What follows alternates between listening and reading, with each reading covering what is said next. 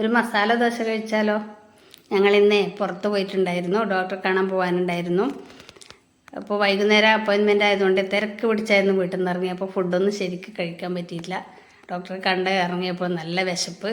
അപ്പോൾ മസാല ദോശ മതി എന്ന് പറഞ്ഞുകൊണ്ട് മസാല ദോശ കഴിക്കാൻ കയറിയതാണേ. മസാല ദോശ എന്ന് പറയുമ്പോൾ നമ്മളുടെ ഒരു നൊസ്റ്റാൾജിയ അല്ലേ, എല്ലാവർക്കും ഇഷ്ടപ്പെടുന്നത് അല്ലേ? മസാല ദോശ ഇഷ്ടമുള്ളവരൊക്കെ ഒന്ന് കമൻറ്റ് ചെയ്യണേ.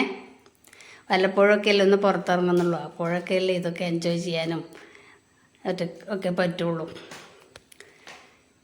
അപ്പോൾ നല്ല മസാല ദോശയായിരുന്നു, നല്ല ചട്നി, സാമ്പാറിൻ്റെ ഉള്ളിലെ മസാല നല്ല ടേസ്റ്റ് ഉണ്ടായിരുന്നു.